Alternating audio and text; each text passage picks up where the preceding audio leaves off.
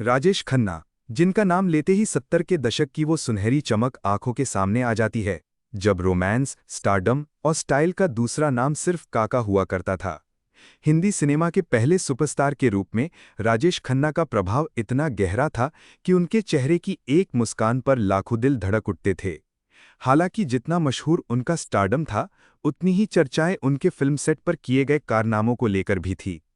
उनके व्यक्तित्व की खास बात ये थी कि वे जितने कैमरे के सामने सहज नजर आते थे, उतनी ही बेपरवाह अंदाज में सेट पर अपनी शर्तों पर काम करते थे।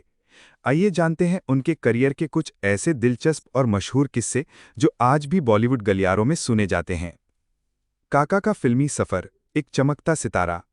राजेश खन्ना का जन्म 29 दिसंबर 1942 को अमृतसर में हुआ था। असली नाम जतिन खन्ना। फिल्मी दुनिया में कदम रखने से पहले उन्होंने थिएटर में भी काम किया और अभिनय की बारीकियां वहीं से सीखी। उनकी पहली फिल्म आखिरी खत थी, लेकिन उन्हें असली पहचान मिली 1969 में रिलीज हुई फिल्म आराधना से। इस फिल्म के बाद उन्होंने पीछे मुड़कर नहीं देखा और एक के बाद एक सुपरहिट फिल्में दी। महज 3 वर्षों में उन्होंने 15 से अधिक हिट फिल्मों का रिकॉर्ड बनाया, जिसे आज तक कोई अभिनेता नहीं तोड़ पाया है। कटी पतंग, सफर, आनंद, हाथी मेरे साथी, अमर प्रेम, बावर्ची जैसी फिल्में उन्हें दर्शकों के दिल में अमर कर गईं। स्टारडम के साथ आया टाइम का गुरूर। राजेश खन्ना की देर से सेट पर पहुंचने की आदत एक तरह से उनकी पहचान बन गई थी। एक बार की बात है जब सुबह 8 बजे शूटिंग शुरू होनी थी, लेकिन काका पूरे 3 घंटे देरी से पहुंचे। जब निर्देशक ने टोका तो उन्होंने मुस्कुराते हुए कहा, मैं वक्त को नहीं देखता, वक्त मुझे देखता है। ये बात सुनकर वहां मौजूद सभी लोग दंग रह गए। हालांकि इस रवैये को कुछ लोग उनका घमंड मानते थे, पर उनके फैंस और करीबी कहते हैं कि ये उनके आत्मविश्वास का प्रतीक था। काका की जिंदगी में सब कुछ उनके ढंग से चलता था, ना कोई जल्दी, ना किसी की फिक्र। श्रीनगर की शूटिंग और 3 दिन का इंतजार। मशहूर निर्माता निर्देशक बी.आर. चोपड़ा ने एक बार राजेश खन्ना को अपनी फिल्म की शूटिंग के लिए श्रीनगर बुलाया था। पूरी यूनिट पहले से सेट पर पहुंच चुकी थी। दिन बीते जा रहे थे, लेकिन ना काका पहुंचे और ना कोई सूचना। तीसरे दिन जब सबका सब्र जवाब देने लगा, तब एक शख्स बिजनेस क्लास की सीट में उतरा। वो थे काका के खास बावर्ची।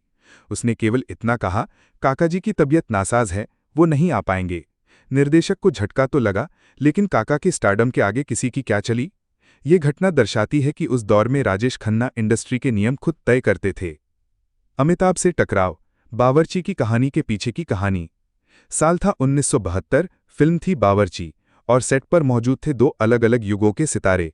एक तरफ काका, दूसरी तरफ अमिताभ बच्चन। अमिताभ उस समय इंडस्ट्री में नए थे और राजेश खन्ना एक स्थापित सुपरस्टार। सेट पर काका ने एक बार अमिताभ की बॉडी लैंग्वेज को लेकर कुछ चुटकी ली। ये बात जया भादुरी को नागवार गुजरी और उन्होंने बिना झिझक राजेश खन्ना को डांट दिया। कई वर्षों बाद अमिताभ और काका एक दूसरे के खिलाफ प्रतिद्वंदी माने गए, लेकिन शुरुआत की ये झलक इस संबंध की बुनियाद को दर्शाती है। मेरे सपनों की रानी, जो कभी साथ शूट नहीं हुआ। राजेश खन्ना की सबसे यादगार फिल्मों में से एक आराधना का गाना मेरे सपनों की रानी आज भी शादियों से लेकर पार्टी तक गूंजता है। लेकिन बहुत कम लोगों को पता है कि इस गाने में काका और शर्मिला टैगोर ने साथ शूट नहीं किया था। शर्मिला किसी कारणवश दार्जिलिंग नहीं जा सकी, इसलिए उनके दृश्य स्टूडियो में शूट किए गए, जबकि राजेश खन्ना के दृश्य पहाड़ियों पर फिल्माए गए। बाद में एडिटिंग में दोनों को जोड़ दिया गया और ये गाना बन गया हिंदी सिनेमा का सबसे बड़ा रोमांटिक एंथम। प्रशंसकों की दीवानगी, लिपस्टिक से रंगी कार। काका की लोकप्रियता का आलम ऐसा था कि उनकी एक झलक पाने के लिए प्रशंसक घंटों इंतजार करते थे। खासकर युवतियां उनकी सफेद कार को देखकर पागल हो जाती थी। वे कार पर किस करके लिपस्टिक के निशान छोड़ देती थी, जिससे वो कार गुलाबी नजर आने लगती थी। ये दीवानगी आज के सोशल मीडिया युग में भी दुर्लभ है। किसी फैन ने उनके लिए खून से खत लिखा था, तो किसी ने उनकी तस्वीर को मंदिर में रखकर पूजा की थी। काका की बेबाकी, जो कहा वही किया।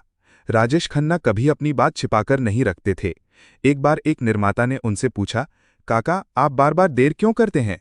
इस पर काका ने जवाब दिया, मैं जब आता हूं तभी शूटिंग शुरू होती है, टाइम मेरी मर्जी से चलता है।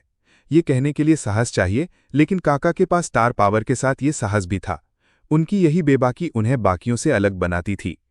निजी जीवन, रोमांस, रिश्ते और रूह। काका की जिंदगी पर फिल्मों की तरह ही ड्रामा, रोमांस और जटिलता का असर रहा। अभिनेत्री डिंपल कपाड़िया से उन्होंने शादी की जब वो महज 16 साल की थी। शादी के कुछ वर्षों बाद दोनों अलग हो गए, हालांकि कानूनी रूप से वे कभी तलाकशुदा नहीं हुए। इसके अलावा अभिनेत्री अंजू महेंद्रू से उनका लंबा रिश्ता भी काफी चर्चा में रहा। उन्होंने जिंदगी के कई पहलुओं को खुलकर जिया, चाहे वो स्टारडम हो, रिश्ते हों या अकेलापन। काका का अंत, जब सुपरस्टार चुपचाप चला गया। 18 जुलाई 2012 को जब काका का निधन हुआ तो बॉलीवुड की रफ्तार जैसे थम गई, एक युग का अंत हो गया। उनके अंतिम दर्शन के लिए लाखों लोग सड़कों पर उमड़े। ट्विंकल और रिंकी खन्ना जैसी बेटियां और अक्षय कुमार जैसे दामाद ने उनके अभिनय के सम्मान को आगे बढ़ाया। लेकिन जो स्टारडम और दीवानगी काका के हिस्से आई थी, वो फिर किसी और को शायद ही नसीब हो। निष्कर्ष, राजेश खन्ना, एक अधूरी कविता। राजेश खन्ना ना सिर्फ अभिनेता थे, बल्कि एक चलती फिरती कविता थे। उनके डायलॉग, उनके हावभाव, उनका रोमांस, हर चीज में एक दिल को छू लेने वाली खूबसूरती थी। उनका जीवन जितना चकाचौंध से भरा था, उतना ही गहराई से भरा दर्द भी उसमें मौजूद था। सेट के किस्से हों या निजी जीवन की कहानियां, हर बात काका के व्यक्तित्व को और विशाल बनाती है। आज उनकी पुण्यतिथि पर हम उन्हें सिर्फ एक सुपरस्टार के रूप में नहीं, बल्कि हिंदी सिनेमा की आत्मा के रूप में याद करते हैं।